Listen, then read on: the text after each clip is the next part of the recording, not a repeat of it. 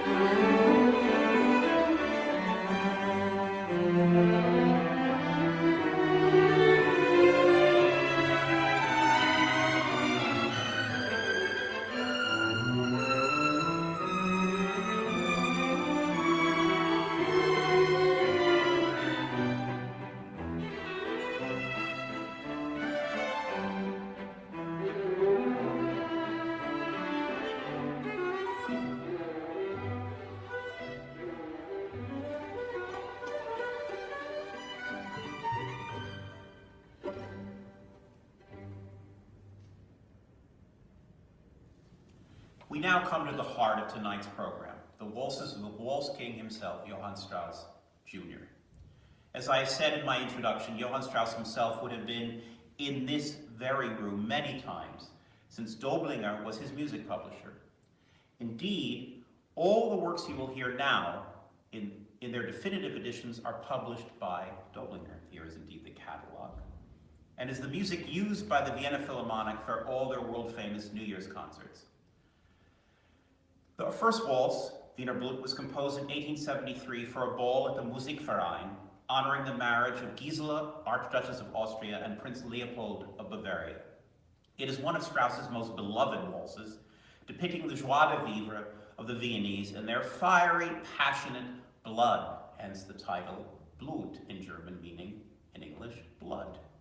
Indeed, many of the thematic ideas in this work ended up in a posthumous operetta by Strauss called, appropriately enough, Wiener Blut. Enjoy.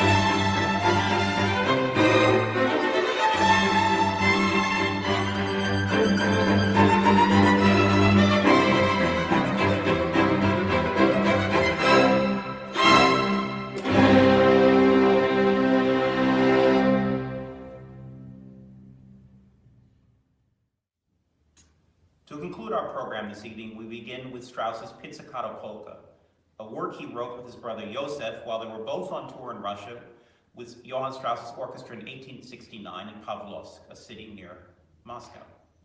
The polka, obviously, is not a waltz. It's written in 2/4 time or cut time, and was the other dance from that era that swept through Vienna and Europe in the 19th century. Discovered, we are told, in 1830 by a Bohemian peasant girl named Anna Slezak, who thought she was dancing a waltz and realized she was missing a beat of music, hence the new dance, the polka. The polka became all the rage throughout Europe and moved to Paris and became the polka française, a favorite of the famous French operatic composer Jacques Offenbach. In the version we will hear of the Strauss brothers, they created a charming version of the traditional polka to be plucked only on the strings of their instruments.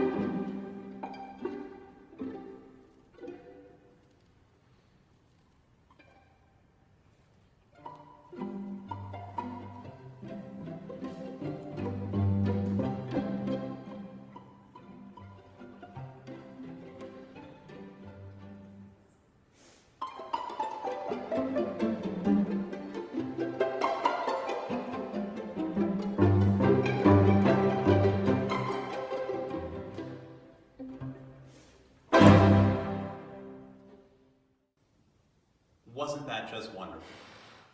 A program about the waltz must include as its grand finale the most famous waltz ever written, on der schönen blauen Donau, translated, the beautiful blue Danube.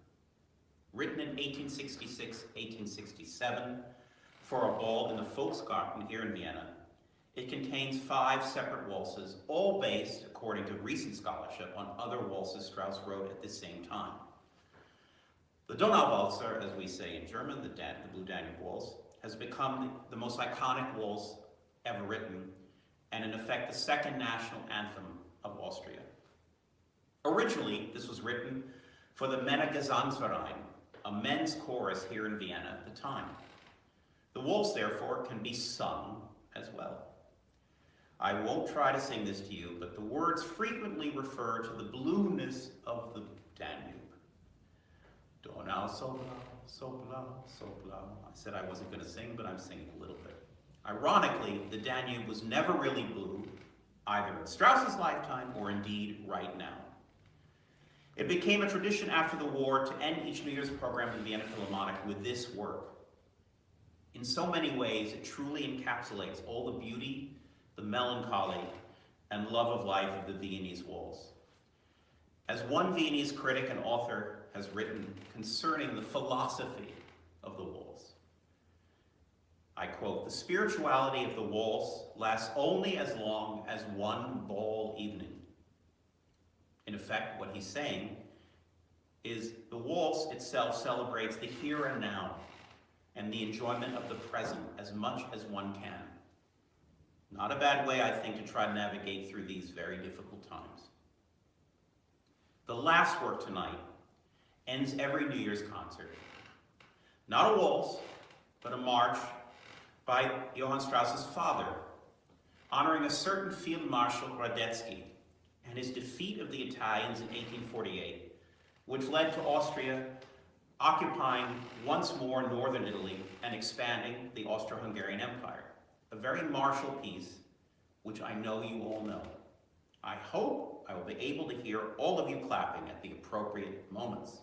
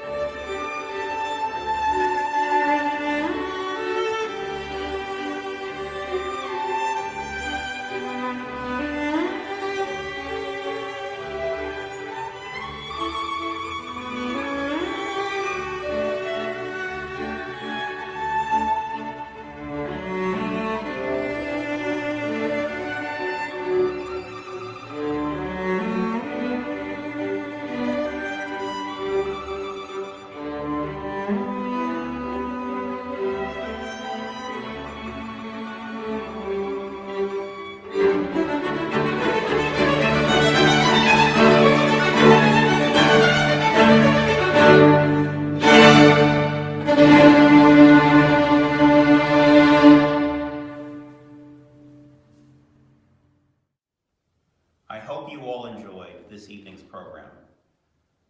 I thank so profusely my colleagues of the string section of the Plainfield Symphony for an extraordinary evening, and our extraordinary concert mistress again, Evelyn Estrada. I so hope and pray we will all be able to gather soon to enjoy the extraordinary music making of the Plainfield Symphony in person. Until then, as we say here in Alt-Wien, alles Walzer.